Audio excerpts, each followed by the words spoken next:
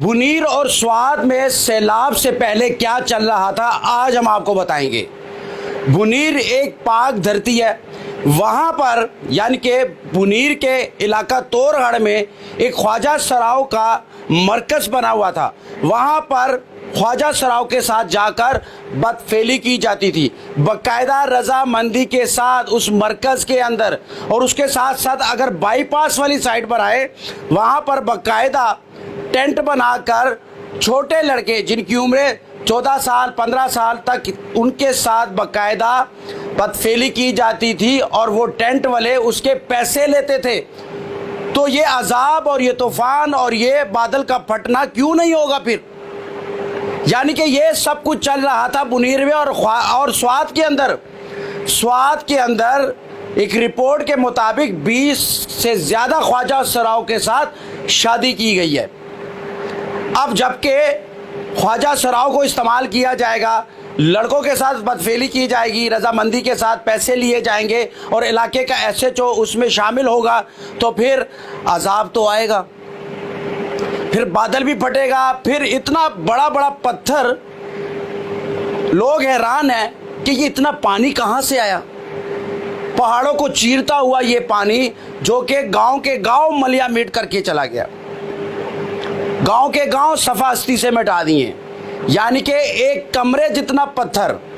आप खुद अंदाज़ा लगाओ, जब सैलाब पानी निकल गया तो पत्थर इस कदर ज़्यादा थे तो लोग हैरान हो जाएंगे कि ये पत्थर तो क्रेन से भी नहीं उठा सकते, जो बड़ी आसानी के साथ बड़ी तादाद में पानी उसको बहा कर लेकर आई है उस आबादी पर। यकीन करें, एक ख़ानदान के 30 लोग लापता हुए हैं। इसमें ख़वातीन लापता हुई हैं, इसमें बच्चे लापता हुए हैं, इसमें माली नुकसान हुआ है। गांव पूरा का पूरा मलिया मीट हो गया और फिर पत्थर आकर वहाँ पर उस गांव के ऊपर बड़े जुमान हो गए एक दूसरे के ऊपर। अब वो पठान लोग सारे हमारे भाई परेशान है कि इतने बड़े पत्थर पानी कैसे ले आइए।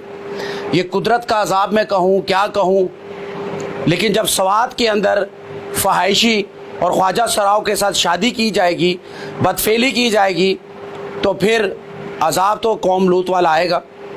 और फिर बुनीर के अंदर जैसे कि मैंने आपको बताया कि जो चल रहा था ये किसी अजाब से कम नहीं था।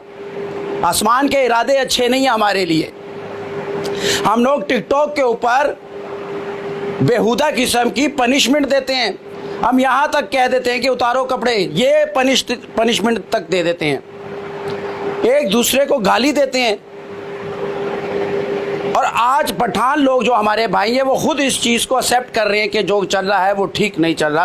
खासकर बिगो, टिकटॉक और इस तरह की फहाश ऐप्स के ऊपर वो तो हैं ही हैं, लेकिन जो ख्वाजा सराव के मरकज़ बन गए हैं, ख्वाजा सराव के साथ जो जाकर जो बदसलूकी और जो बदफेली की जा रही है उनकी रजामंदी के साथ, तो फिर बादल भी फटेगा, आसमान भी फटेगा, पानी इस कदर आएगा कि समझ नहीं आएगी हमें कि पानी कहाँ से आया और कहाँ से हमें घेर लिया।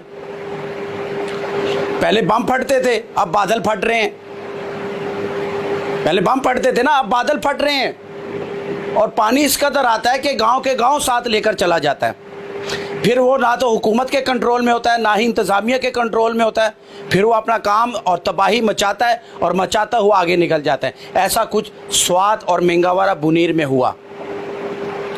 यानी कि ये सब कुछ हालात है। लेकिन अब अल्लाह हमारे पर रहम करे और हम सबको, हमारे समेत सबको हिदायत दे। और इसको शेयर करें और कमेंट्स में ज़रूर बताएं, ख़ासकर बुनीर वाले और वहाँ के जो स्वात वाले लोग बताएं जो मैंने रिपोर्ट आपको दी है ख्वाजा सराव की और लड़कों की, उसमें कितनी सच्चाई है। नीचे कमेंट्स में मुझे ज़रूर बताइएगा। बहुत शुक्रिया।